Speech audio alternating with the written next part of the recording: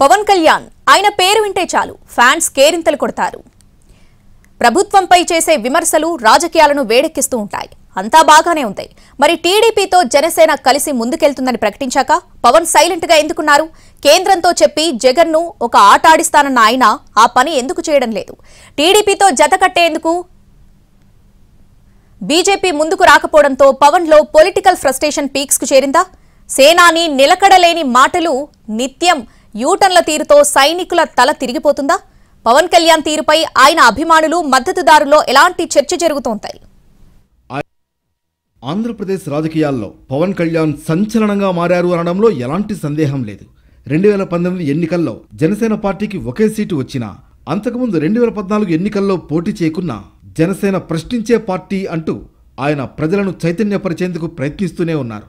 2014 ఎన్నికల్లో టీడీపీకి మద్దతు తెలిపిన జనసేనాని ఆ తర్వాత తెలుగుదేశం పార్టీకి దూరమయ్యారు. అప్పుడు చంద్రబాబు ప్రభుత్వంపై తీవ్ర స్థాయిలో మండిపడ్డారు. తర్వాత వామపక్షాలతో అంటకాగారు. అయితే 2019 ఎన్నికల్లో పోటీ చేసిన జనసేన పార్టీ తెలుగుదేశం పార్టీ ఓట్లను చీల్చింది. ఇది వైసీపీకి బాగా లాభించింది. దీనికి తోడు జగన్ ప్రభంజనం చరిత్ర సృష్టించింది. గతంలో ఏ పార్టీ గెలుపొందని విధంగా వైసీపీ 151 సీట్లతో తిరుగులేని మెజార్టీతో అధికార పీఠాన్ని దక్కించుకుంది. ఆ తర్వాత అధికార వైసీపీని ప్రశ్నిస్తూ జనసేనాని పవన్ కళ్యాణ్ తరచూ చేస్తున్న వ్యాఖ్యలు ఏపీ రాజకీయాలను వేడెక్కిస్తున్నాయి. పవన్ కళ్యాణ్ దూకుడుకు కళ్లెం వేసేందుకు అధికార వైసీపీ నేతలు గట్టిగా కౌంటర్ ఇస్తున్నారు. ఈ మాటల యుద్ధం వ్యక్తిగత విషయాల వరకు వెళ్ళింది. 3 పెళ్లిళ్లు చేసుకున్న పవన్ కళ్యాణ్ నిత్య పెళ్లి కొడుకు అంటూ వైసీపీ నేతలు చేసిన విమర్శలు గట్టిగానే తాకాయి. వాటికి పవన్ కళ్యాణ్ కూడా తీవ్ర స్థాయిలో రియాక్ట్ అయ్యారు. ఎంతగా అంటే చెప్పు చూపించి కొడతాననేంతగా ఆయనలో ఆగ్రహం వ్యక్తమైంది. అప్పటికే వచ్చే ఎన్నికల్లో ఓటు చీలనివ్వనని చెబుతూ వస్తున్న పవన్ కళ్యాణ్ వైసీపీ ప్రభుత్వాన్ని గద్దెదించడమే లక్ష్యంగా పనిచేస్తున్నారు. నిజానికి పవన్ కళ్యాణ్ను రాటుదేల్చింది వైసీపీ నేతల విమర్శలే. అంతకుముందు సినిమాల్లో మాత్రమే మాస్ డైలాగులు చెప్పే పవన్ కళ్యాణ్ వైసీపీతో రాజకీయ వైరం ముదిరే కొద్దీ నిజ జీవితంలోనూ పవన్ కళ్యాణ్ మాస్ డైలాగులు వల్లెవేశారు.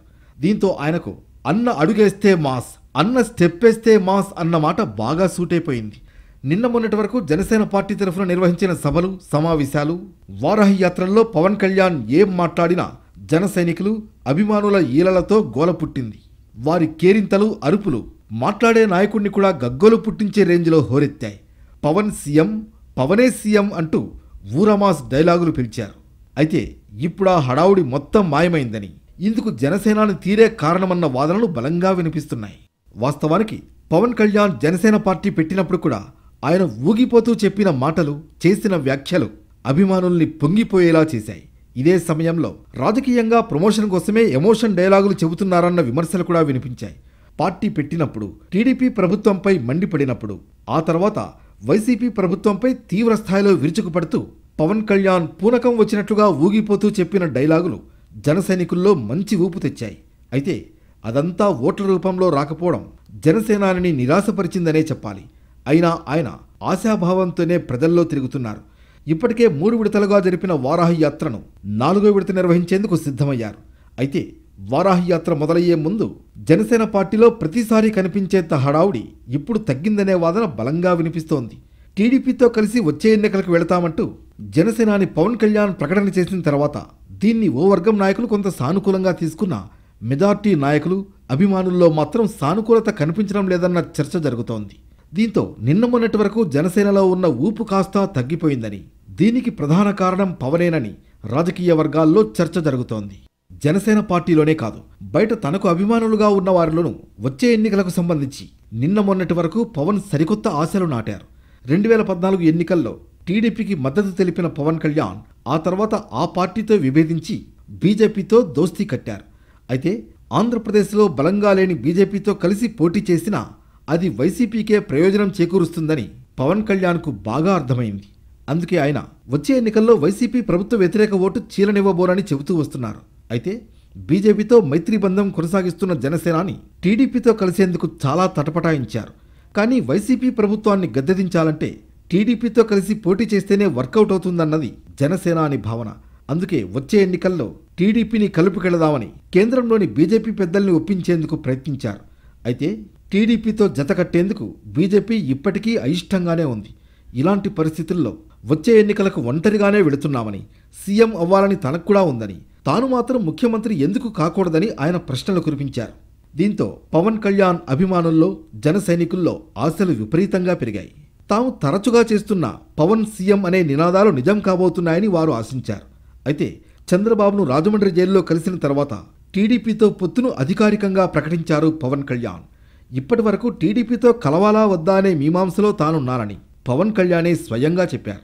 ఇలా జనసేనాని చేసిన పొత్తు ప్రకటనతో ఆయన అభిమానులు, జన సైనికుల్లో ఆశలు నీరుగారాయి. ఎందుకంటే జనసేనాని పొత్తు ప్రకటన మేరకు ఆయన సీఎం అయ్యే అవకాశం లేదన్న భావన వారిలో వ్యక్తమవుతోంది.